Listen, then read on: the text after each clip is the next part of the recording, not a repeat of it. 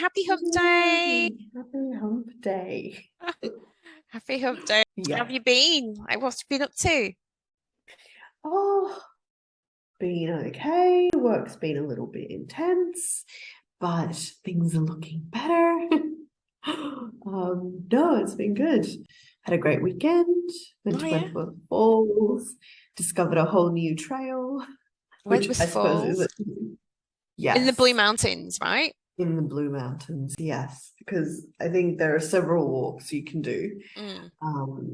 And we went on the Princess one and then another one that I hadn't gone on before. It was so pretty. It's a beautiful day. And there were like mini waterfalls everywhere because of all the rain we've been having. So yeah, no, it was great. What about you? You been good? Yeah. This week was my brother's birthday. So I spoke to him this week, and that was really nice. I haven't spoken to him for a while. He turns 30. Oh gosh, I don't even think how old he is. 32, 33. And spoke to my sister. That was nice. And I've been coach assisting this weekend at a masculine feminine coaching session. So that's like a group of people signed up for someone's program that I'm trained in, and I help them deliver it or assist in them delivering it. And I really love it because it's a reminder. So the masculine and feminine coaching essentially means that in order to be fulfilled and balanced and a purpose, you need to have a balance of masculine and feminine. And masculine and feminine isn't about being male or female. It's that certain things are masculine and feminine, like anything that's directed outwards is masculine. Leadership, masculine. Asserting, masculine. Talking, even masculine. Obviously, women should have and do have masculine traits, and the same for men. And what happens is when things aren't going right, this usually means there's an imbalance, and every person needs a balance of both, and the world needs a balance of both. Like you'll see, like a lot of our leaders are very, very masculine in their leadership style, and feminine things are things like listening, emotions, nurturing, receiving. These are kind of feminine aspects, or aspects of the feminine. So when I'm looking at a client, I'm gauging what's out of balance. What do they need more of? Do they need more masculine? Are they just retreating? That's very, retreating, hiding, that's very feminine. And it's kind of in shadow, if you like. So they need more masculine, more, action doing, directing. So it's kind of finding the balance, the yin yang, the harmony is what we really need to achieve that purpose, that balance in our lives. So that's essentially what it was about. And then we were looking at behavior and where it comes from and how to rewire the brain to change that. What we're doing. So it was very interesting. Good reminder for me as well. So that's what I was doing yesterday. Awesome. I knew about the whole masculine thing, but I didn't know that was something you could do in coaching. Yeah, well, it's just the idea, isn't it? What's out of balance? This person is here. You're usually here because you want to, you're doing really well and you want to do even better, and you don't know how to do that. So I help you with that. Or you're here because you've got a problem, whatever that is. Yeah. And usually, if I think about an imbalance of masculine and feminine, I can help that person figure out how to solve that problem. So yes, awesome. That's what I've been doing. But how awesome was our guest last week? I know. She was great. She was great. I think we both had a great time talking to her. Yeah, I really enjoyed it because I talked to her for ages. There's so many more questions actually I really wanted to ask her, and going deeper with even the questions we did ask her. It would have been, we just didn't have enough time, but I would have loved to talk to her much more. And it was so funny because after the interview, she sent me a message where she was like, "Oh, I didn't say this and I didn't say this." So I thought, well, we'll play it. We'll play it on this episode. So Sinead McDivitt is a female director, TV and film director, who very graciously agreed to be on the show and talk about herself, share about herself, her life, you know, problems, challenges, her beliefs, and how she basically got where she is today. And she left me this message because she felt like there was things she wanted to add that she really forgot to say. So I thought, well, we'll just play it. We'll just play the message, and then there you go. So here it is. Hiya, it's Megan. Of course, you know, you jump off these interviews and stuff and you go, God, I could have thought of this and this and this to say. I just wanted to say one thing, that do you know how you asked me, like, how did you, or what were the new beliefs that you rewired of the sabotaging ones? And I just explained that, you know, one was worthy of love and one was worthy of this new life as a director. Well, one of the little tricks I used with regards to the latter, so the life as a new director, was, do you know those little paper slips they give you on airplanes where you have to fill out all your details? A bit fucking painful, but you know, your address and your and there's a little field that says occupation. Well, I just, when I transitioned to this new career, I started just writing in director in the occupation field. I stopped writing designer and director or designer, graphic designer. I just wrote director, and I did that every single time I got a flight. So I kind of started living into the role, if you like. Before, I would have had a lot of rungs on the board. Like, anyway, I wish I kind of had said that, because it kind of actually might help inspire someone, yeah, in their journey. And the other thing was, as well, I didn't mention, was like, in terms of the discrimination and bias, like I'm acutely aware that I live in a white woman's body. Like, I might be Irish and I might be gay, but like, there's just the systemic racism we live in this world is just next level. So, you know, I've learned a lot as well. My sister works with migrant workers in Dublin, and you know, the struggles they go through and the life experience of those people is just absolutely heartbreaking. And yeah, the film world and the TV world is pretty monocultural in terms of most people around you are white, and that has to change. You know, that's like. But there's one of your questions I really thought a lot about was what was it? What was it about? Why do you think there's so few female directors? And I really take an intersectional approach to that. So like, when we say female directors, what are we talking about in terms of socioeconomic background, culture, race, class, gender identity, age, access? You know, all of these things really determine your pathway as a director, because it's a very unpredictable, very high risk, in my opinion, path to take. And you need the opportunities to make work, to build trust, to get the work, to get paid work. And we're dealing with a huge amount of unconscious bias in our world, not just gender wise, but also cultural background wise, neurodiversity wise, disability wise. There's people out there with all kinds of opinions and beliefs on these things that are either subconscious or conscious, but are decision makers. And that can really impact how far you get, or yeah, how much waiting you can stomach in life as a director, because it takes a long time to build up your show reel and so on. Anyway, I'm blabbing on, but there are just a couple of things I wish I had said, and I don't know if there's any way you want, if you want to thread them in your own words, feel free. But yeah, just wanted to add those. Thanks a million for having me this morning. Really enjoyed the chat, and chat to you soon. Bye. There you go. I didn't want to use my own words. I thought her words were really good. You know, this is exactly why we're doing this podcast.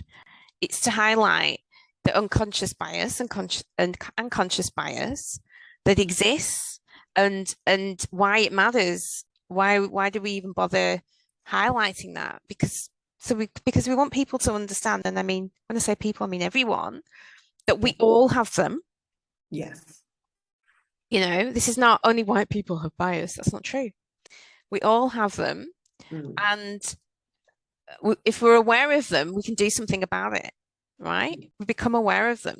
So we're just highlighting different types and why it's important, what it means, and the consequences as well.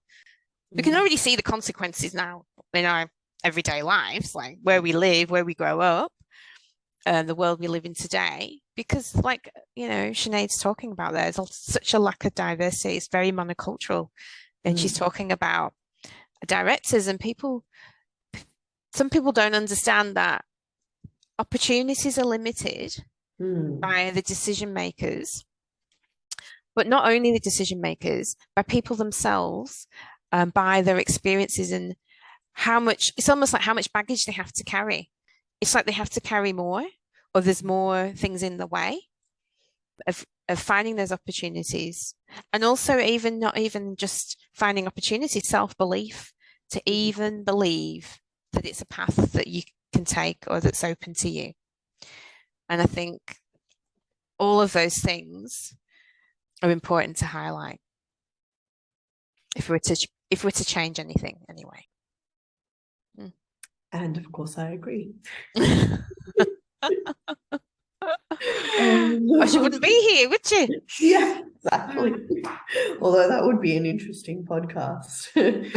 I disagree with everything she just said. Well, feel free to disagree. I'd love to hear it. I'd love to hear them. I'd love to hear your thoughts. So yeah, if anybody relates to any of that, has any stories to share, please do write in and share their stories with us. Absolutely. Now, talking of stories, Meenal, do you have a story for me? I do. So this is one from 9 News, which the title reads, "Criticism of Fran Kelly's new gig frankly drips of ageism, with ageism, a stubborn form of discrimination that we need to call out." Oh, but first of all, who's Fran Kelly? Yes, indeed. And actually, it does have a picture of her, and I don't really recognize her. So, all right. But anyway. Oh, well, let's just say she's a mature lady with a wealth of experience, I assume, to be selected to present a TV show. And what's the TV show called again? It's a new talk show. Oh, it's a new talk show. Yeah, and that one exactly said what talk show. Oh, it's called Frankly. Right. So I guess it's I don't know, some sort of current affairs talk show. Yeah, I guess so. So it goes on to say that there's an old adage that if you can't see it, you can't be it. So diversity matters, not just because any thriving society will include all, but because it's the right thing to do. But because it also delivers the best results, a range of perspectives, a plethora of lived experiences and ideas, which is exactly what you were just talking about, really. A range of perspectives, a plethora of experiences and ideas. And you know, there's already evidence to suggest that those companies that have the most diverse boards are very successful compared to the similar companies that don't. Yeah, I guess you just need to throw that in people's faces a bit. Yes. Well, I think we talk about it a lot with, you know, people of color and things like that, representation in media and things, but we don't really talk about age as much because, yeah, people think it's a little more accepted to. Yeah. I mean, I think it is. I see a lot of older men on telly, I have to say. Yeah. Just not that many older women, which is the purpose. This is really why we picked this story, because it really highlights that. Absolutely. So yeah, but there appears to be a wink, wink, nudge, nudge acceptance of one particular form of discrimination in Australia that needs to be called out strongly. Ageism. There is a mainstream acceptance of the idea that when people reach a certain age, they're past their use-by date and should be carted off. That their time is up, they should vacate the space. It is, of course, at odds with the contemporary thinking of how modern workplaces should operate, and it is steeped in problematic stereotypes. when my friend and colleague Fran Kelly was recently announced as the new host of ABC talk show Frankly, there was a rush of comments suggesting that older people shouldn't be getting new gigs. While the ABC's programming decision should be absolutely open to scrutiny, people are entitled to barrack for their preferred style of host. Their arguments should be subjected to scrutiny. Those people who criticized ABC's choice to appoint Kelly as presenter seemed to suggest that she was past her use-by date and is a safe choice. A reporter at the Sydney Morning Herald, Thomas Mitchell, argued choosing Kelly as a host has missed opportunity for the ABC to reach younger audiences and promote emerging talent. So his comment is, perhaps it would be a 20-something comedian like Aaron Chan or Nina Oyama. What about an up-and-coming YouTuber who might go on to greatness? Dare I say, maybe someone at ABC could log on to TikTok and unearth Australia's next great TV talent. The possibilities are, and then he puts ... Oh wait, it's Fran Kelly. So that was So was that one of the remarks after yeah. she was appointed? Right. Okay. Yes, exactly. Yeah, that's harsh in my opinion, but okay.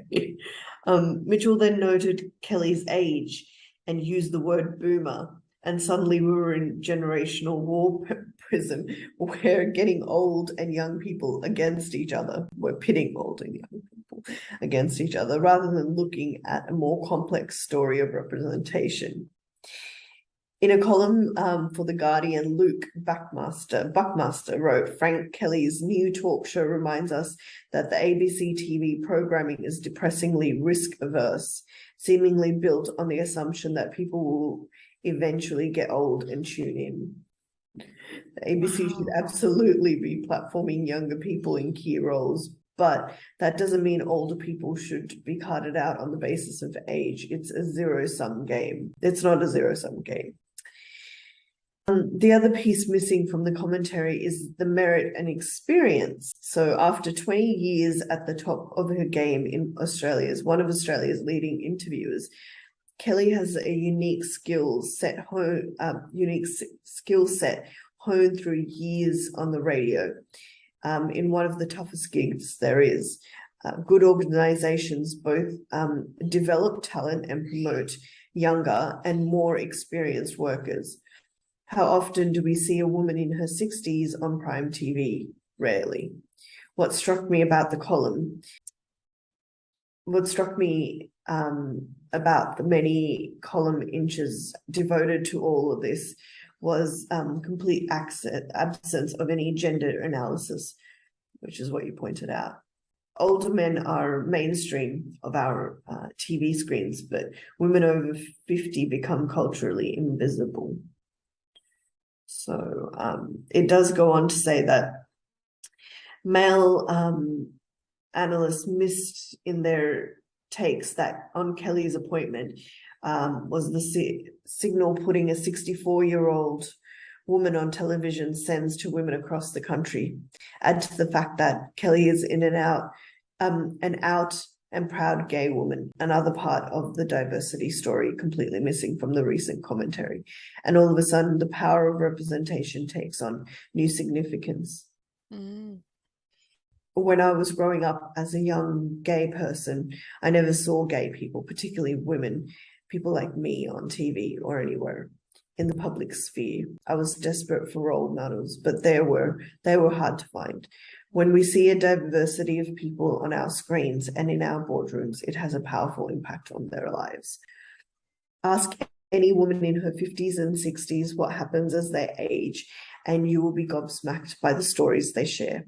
This week, I interviewed Australian pop star Darren Hayes, who voluntarily talked about the sexist impact of aging that happens to middle-aged women. And he said, women tell him they feel like they disappear. Perhaps unsurprisingly, research by Australian Human Rights Commission shows ageism remains the most accepted but least understood form of prejudice in Australia. The number of Australians over 65 has doubled in the past 50 years and now represents 15% of the population, and the trend is accelerating. So, wow. It's really, there's a few things come up there for me.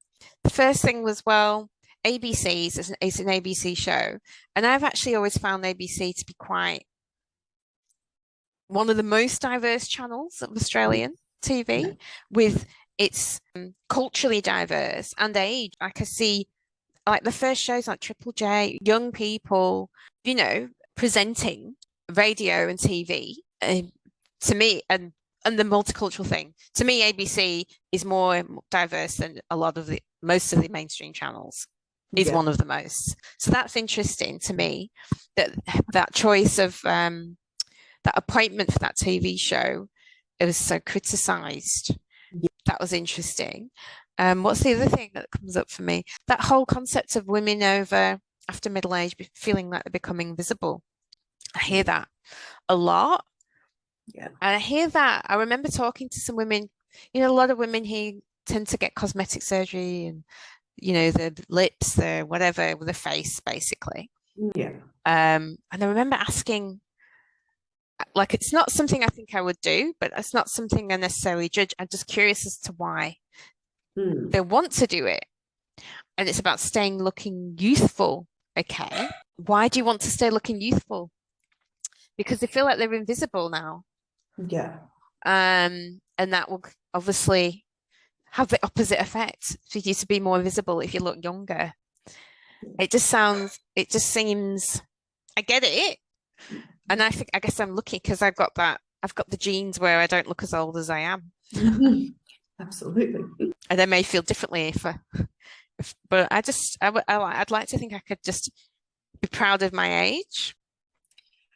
Well, I think, yeah, it's a little bit hard. It comes down to representation, right? Because especially for women, I think if you're like, 50 and above and you don't see yourself, like you don't have a life on TV, right? Nobody writes about you. You don't see yourself in you don't TV. exist. Yeah, exactly. So like it's like, oh well, there's no point now. What's the point, which is very disheartening.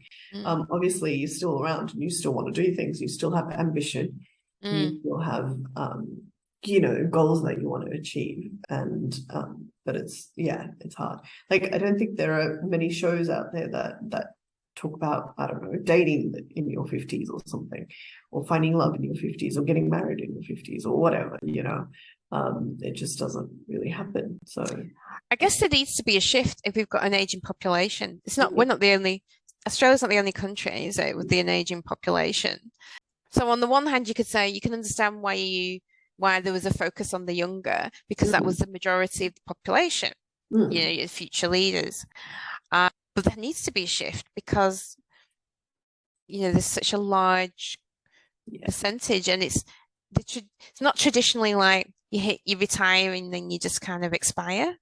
Yes. Retire and expire. Some people want to continue in their careers with their work, because I just think it depends what you do, right?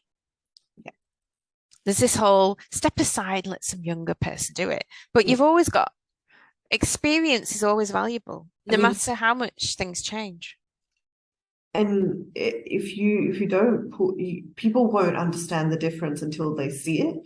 You can talk about it all you want, but I know that my new boss at my current work is older, but she has a wealth of experience. And for me, I've learned so much already just from seeing how she handles situations, because I've never seen it handled like that before. Like it's quite amazing to witness her work. And I'm actually really glad that I get to work with her or work under her or whatever. Because I've never been around someone with her skills and her experience. So again, you won't know until you see it. And then you're like, this is crazy. Like if she wasn't in the position she was and it was someone else, I think we would have lost like, you know, a great deal of experience and probably where the direction of where our unit goes, because she's great at her job. So yeah. I don't know. I just think there's this whole doesn't need to be youth versus age, like younger and older. I think they both have value. Yeah. If people and if they can recognize that in each other, then we'd be in a lot better position. But yeah, I didn't know. No, I don't know who this person is. I didn't know she was gay. I don't know if that's common knowledge or not. But yeah, it really is. It highlights something we talk about, which is representation. Yeah. It's really important to know that, yeah, what was that old adage that you said at the beginning? Something about seeing something. Yeah, exactly. It was, there's an old adage, if you can't see it, you can't be it. Yeah, if you can't see it, you can't be it. And I mean, I understand that means because that impacted me growing up. I never thought about it for women of an age. I never thought about it because obviously it doesn't affect me. It doesn't even affect anyone I know. My mum's only getting to that age now. Yeah. I don't know how she feels about it. But I'm starting to hear more about it, I guess.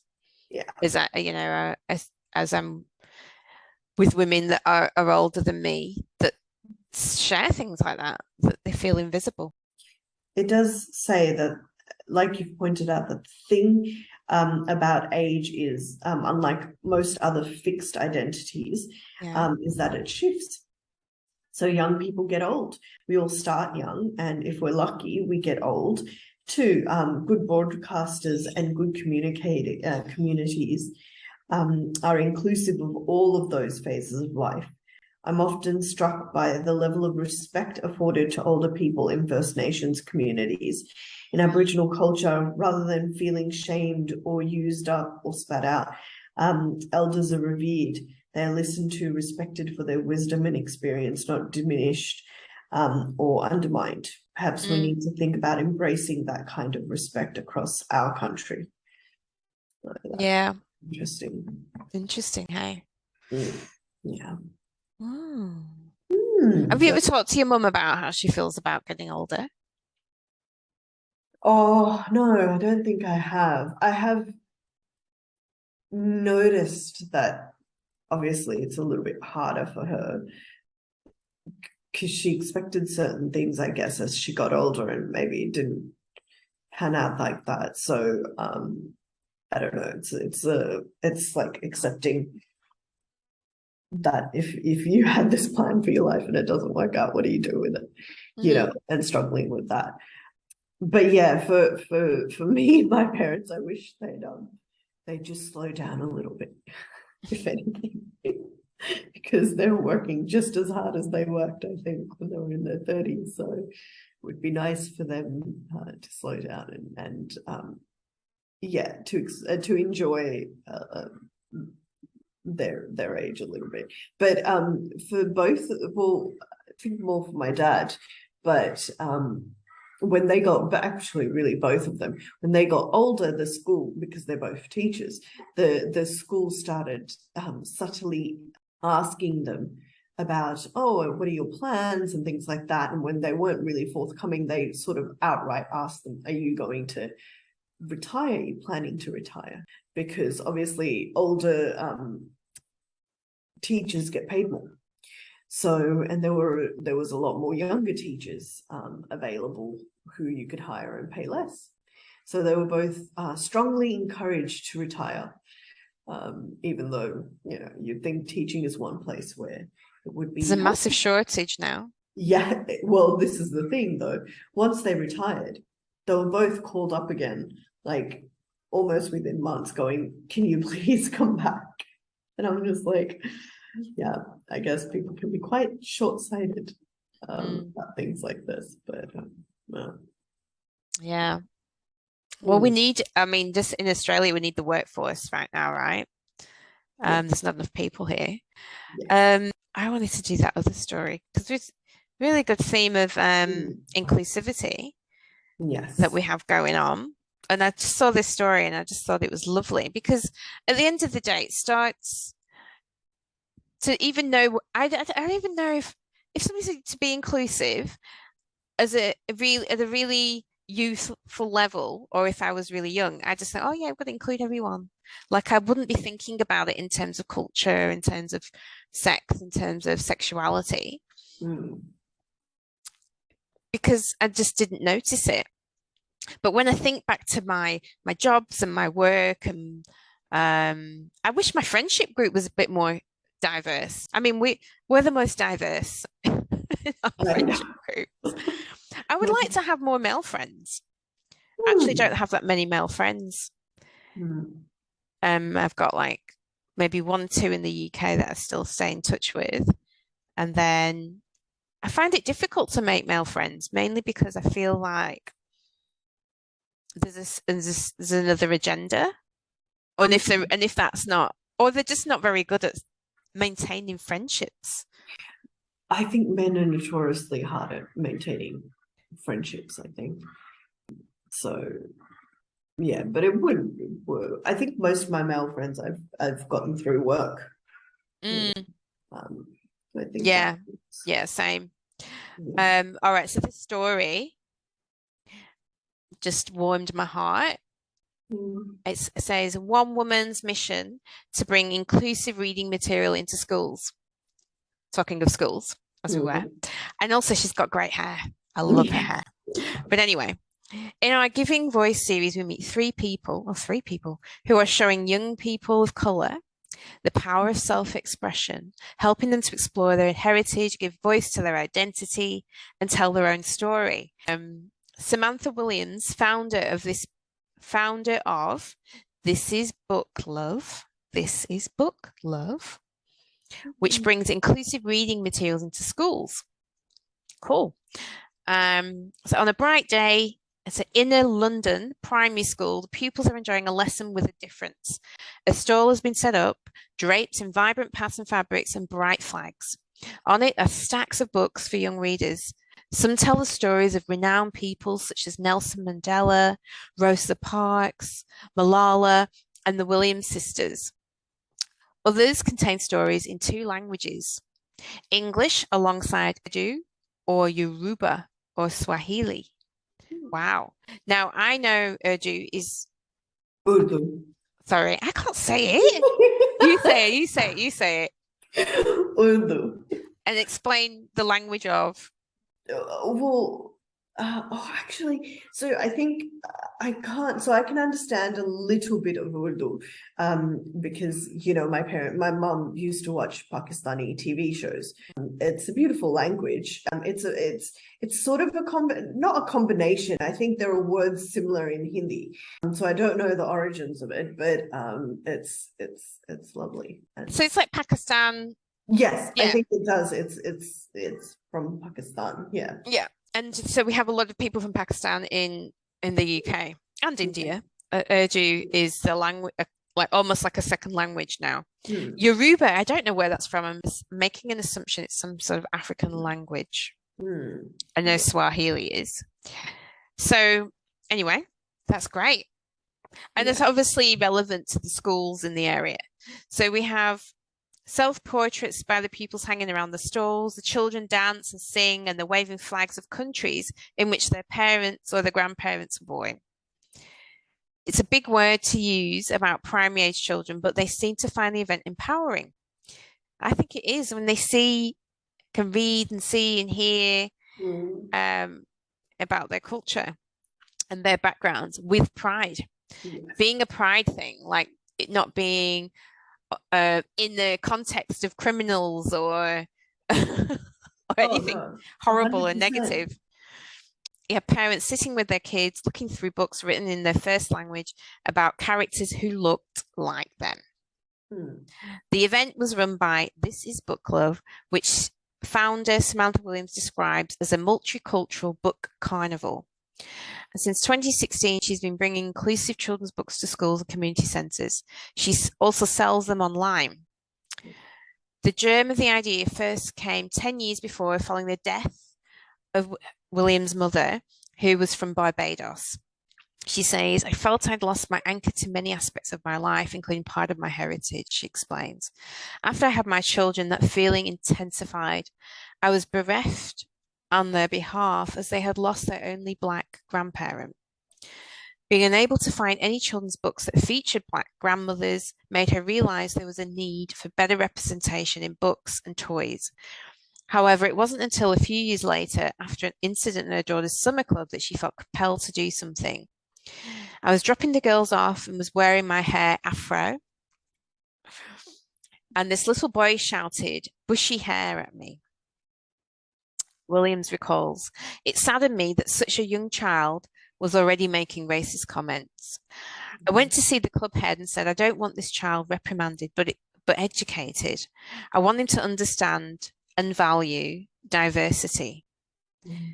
Williams then ordered as many children's books as she could afford by writers from ethnically diverse background. Titles such as Big Hair. I think I have to buy these books. Big Hair, Don't Care. Oh, I totally needed that book when I was a kid. Big Hair, Don't Care by Crystal Swain Bates. And returned to the club to demonstrate to staff how they could help change children's perceptions. The club leader's response was what I had hoped it would be. Williams says, books can inspire, raise self-esteem, give children something to aim for, help them to see themselves as heroes of the story. The right reading material can set someone on a path that leads them from dreams to reality. He knew that, but hadn't the resources needed to find those books. Since then, Williams has run events at scores of schools and community centres, as well as selling books at markets and festivals. She's expanded the stock to stock toys, puzzles and clothes, plus more book-telling stories from dozens of countries. And then goes on, oh gosh, I've never seen that before. So this says, although BAME or BAME children accounted for 32% of the UK school students in 2017. I'm saying I've never seen abbreviation BAME or BAME. I've never seen it either until, yeah. It stands for Black, Asian and Minority Ethnic. I wonder, would you say BAME or BAME? B-A-M-E. What would you? I don't know how you would say that. Yeah, I don't know.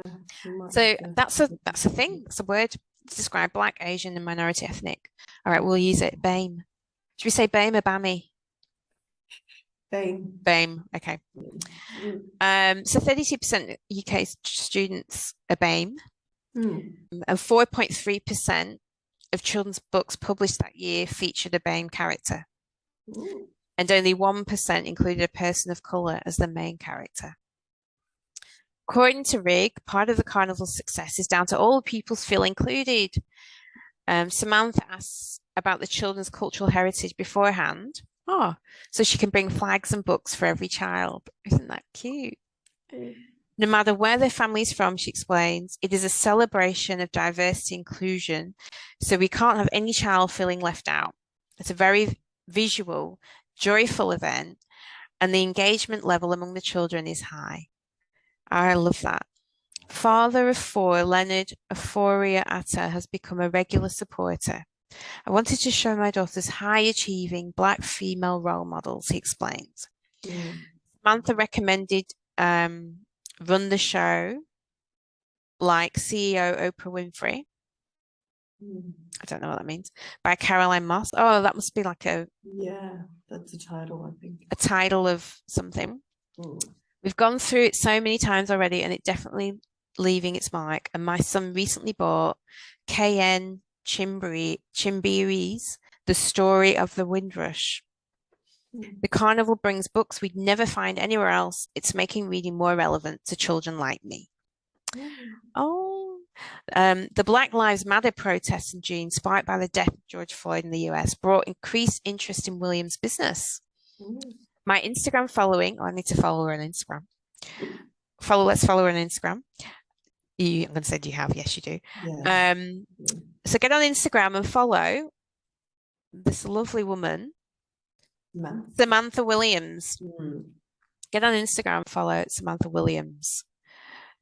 She says, my Instagram following jumped by more than 200% in 6 weeks, and I had more orders than I could cope with. But whether that is an indication of systemic change is not yet clear. It will be interesting to see the long-term effects and whether they equate to more people of colour being given the same opportunities as those who are white. I hope it is a sign of genuine intent rather than merely wanting to be seen to be doing the right thing. No, it won't be people just wanting to be seen to be doing the right thing. But anyway, that was really nice. Samantha Williams. Yes. Did you find her? Did you have a look? I was trying and then I got distracted. But yes. That's so cool. I love that story. Samantha Williams. I'm going to find her. Just really browsing quickly. In fact, nearly every single Samantha Williams there is white. In fact, they're pretty much are all white. I bet she's got a different handle. What did we say that it was called? The book what? The book Carnival? Let me just have a look. This is Book Love. Let's see if I found it that way. Oh, yep. So she's at Book Love and Beyond. Book Love and Beyond. There we go. Good. Thanks, Meenal. Book Love and Beyond. There, we found her. Little investigation there. Samantha Williams. Yeah, great. Follow. Beautiful. All right. Meenal, it is time for a wee little jingle. What would you do? Let's go with a jingle. Okay. Okay. Very timely, very relevant. So, your scenario. You're a co-worker. You're at work. And I don't know, there's some story in the news. Oh no, you just told the story about Samantha Williams and their Book Club Beyond at schools. I think it's great. And your co-worker says, I don't see colour. I don't see colour. Yes. What do you think? What do you think actually when you hear that? I've never had anybody say it to me directly, but you obviously heard this. I think it's a weird thing to say because yeah, I mean, you can't exist in a world without seeing color. I think it's invalidating too many people, you know. But I think I would probably say something, well, what an odd thing to say, because it would be nice to understand why someone would say something like that. Like, you know, because I would say, I don't think that, like, because I mean, they would probably say something along the lines of, oh, that's because I don't discriminate based on color. And it's like, well, I don't see color means that you don't discriminate. I think you're just trying to, like, I don't know, invalidate people that are of color and then have different experiences. And because you don't see that, you're just like, well, it doesn't quite matter what your experiences are, or whatever, and what you've experienced otherwise. Brilliant. That's That's pretty much what it says. Thank you. Thank you for sharing your thoughts. And what is that? Would you actually say that? I think I would actually say what an odd thing to say, and why would you say that? Like it just doesn't quite make sense to me. Like even the whole, I don't know. I think most people are trying to be like, you know, on the side of people of color by saying something like that, I'm guessing. But I think it's the wrong way to go about doing it, perhaps. Because you don't, it's the same as like, oh, I don't know, I feel pain today, and somebody goes, but I don't believe in pain or something. And you're like, okay. Okay. Yes, and then you have nowhere to go because you're just like, you don't believe in pain, but pain does exist, you know, like it's so weird. Yeah, I know what you mean. And I think you're right. People who do say that are not saying it with a positive intention, probably. But you know, I don't discriminate. Doesn't mean make a difference to me if you're black, if you're white, if you're brown or whatever. It doesn't matter. But it does matter. In today's world, it matters. And you're right. That's implying that not only do you not see that, but you also don't see, you know, the discrimination, the bias, the challenges, the lack of representation. You're just kind of indifferent to it. That's kind of what it implies. And this is what it says. It says, this comment denies a fundamental part of people's identities. Mm. And it suggests that if we choose to ignore racism, it'll go away on its own. It'll just go away. We'll just ignore it. No. In fact, many studies show that when people or institutions claim to be colorblind, they often perpetuate racism by failing to take action against it. Yeah. To combat racism, you first have to face it head on and actively work to challenge racist stereotypes and behavior, both you and those of others. Like the child that said bushy head or whatever.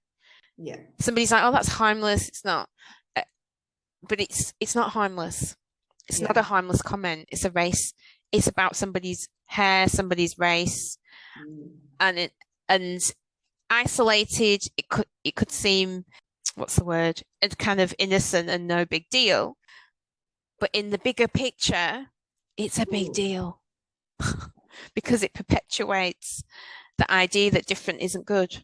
And that specific difference is not a good thing. And so what do? You could ask the question to make your coworker reflect. What's wrong with acknowledging someone's race? Yeah. Which, you know, is kind of what you were saying.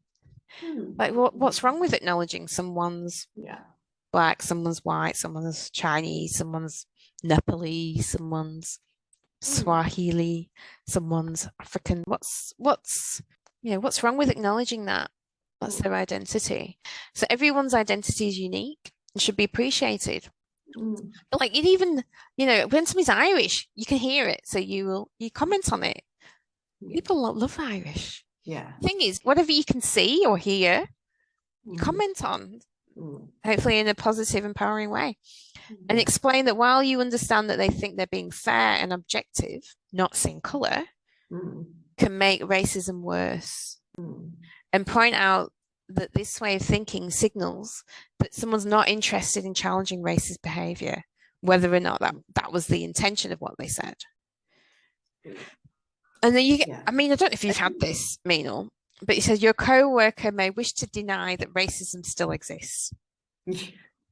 Or they may be falling into the trap of thinking that not seeing color is a way of avoiding racism when in fact it perpetuates racism. Yeah.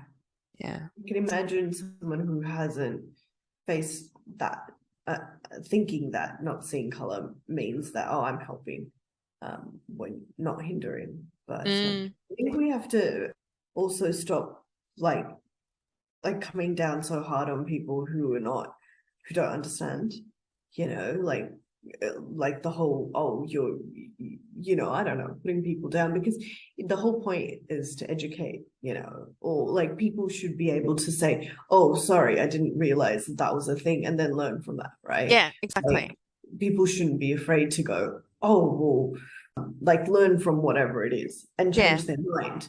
Exactly. You know, changing their mind, that should be like a good thing. You can say it to someone and then be like, them change their mind, or at least them think about it, and you're going, great, that feels better.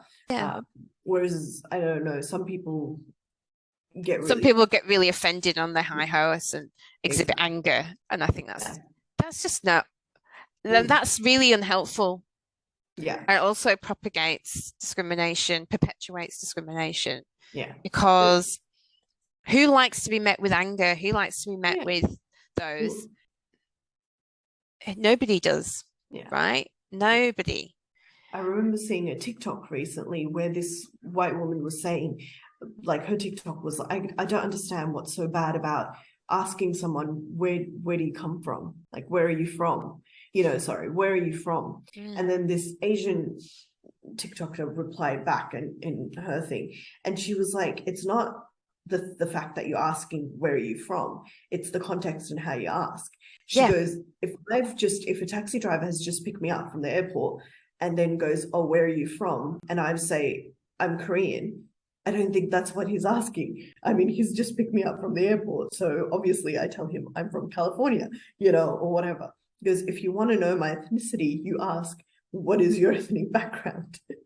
You know, which is what, you know, I think that's what people do. They're like, where do you come from? And then it's like, but we don't. So she's just trying to say that people of color don't always understand oh, you mean my background, not where are you, because you could be asked where you come from and you go, oh, I'm from Balkham Hills or whatever, and then they're like, what? Yeah, well, that's the thing. If I ask, and maybe I'm being biased, I'll ask a white person where they're from, and they're going to say, I'm from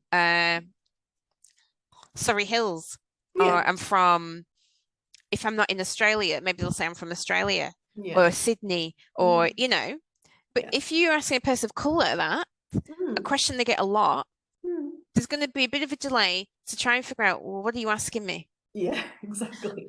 Are you noticing my skin color and wanting to know my ethnicity? For me, these are micro things. Are you noticing my skin color, want to know my ethnicity? Are you noticing my accent, want to know where my accent comes? What are you asking me? Are you literally asking me, are you from Sydney? I don't know what you're asking me. Yeah, Just ask me what you mean. Ask me what you want to know. And then, so that's one side of it. But then, like I say, what you just said, context. Yeah. Right. And the situation. If I'm in England, and I can't even get upset about this anymore. If I'm in England, somebody asks me where I'm from. Yeah. Before, it's a problem because it implies you're not from there. So when you don't fit in, that you don't belong, and that perpetuates something that's not very nice, right? But I can't get offended by it now because I don't sound, to English people, I don't sound as English because I've been living in Australia for so long. I know it's crazy, right? Yeah, I know. Yes, but yes, if I go home, when I say where I grew up, I and my brothers and sisters especially will take the piss out of my accent, saying that I sound Australian, and they'll just take the mickey out of it. It's hilarious because I've been to your hometown with you, and I feel like your accent actually gets thicker. Probably does. Probably goes back to the it just does. Actually, it's like my mum when she's on the phone talking to her family in Ireland, she gets more Irish. Yes. It's insane. It's an interesting phenomenon, isn't it? But yeah, it's context, you're right. People don't want to feel like a stranger in a place where they feel is home. Yes. Exactly. But at the same time, people understand that people are curious. So ask the right question is all I'm saying. Yeah. And so it depends what mood I'm in, right? Yes. How I answer. Depends what kind of day I've had. Whether I'm tired and how I answer. Like, for example, I got that question a few months ago. I was at salsa dancing, and the guy was at the bar just getting a drink. I'm getting a drink, and he's like, oh, where are you from? And I wasn't in the mood. Sometimes I play with people. Yeah. I know what they're really asking me, but I don't answer that question. Yes. So he was asking me why am I black? Like I say, why am I black? What's my ethnicity? And I just said, oh, I'm from Sydney. Where are you from? But then this is the funny thing. How he answered is like, well, obviously I'm from Sydney.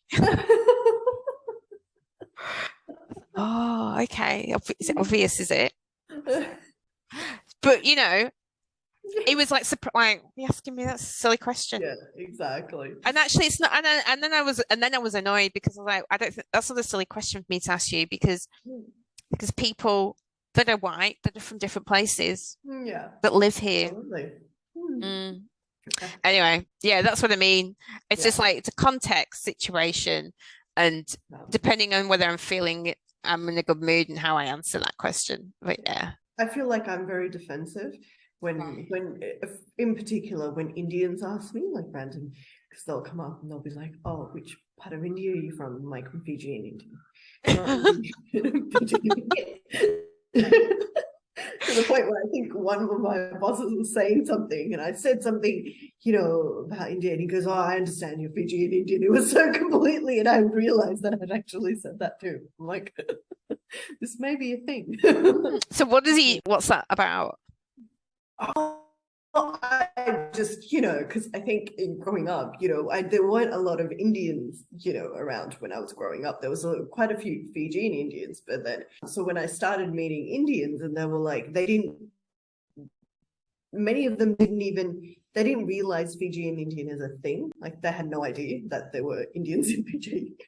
Lots of Indians actually don't know that the British took all these people off and, you know, put them elsewhere. So they didn't realize. And then, you know, I used to get, oh, but that's not Indian, you know, there was a lot of, you know, all of this, oh, but you're not really Indian. So I think I took it on. I'm like, did that annoy you?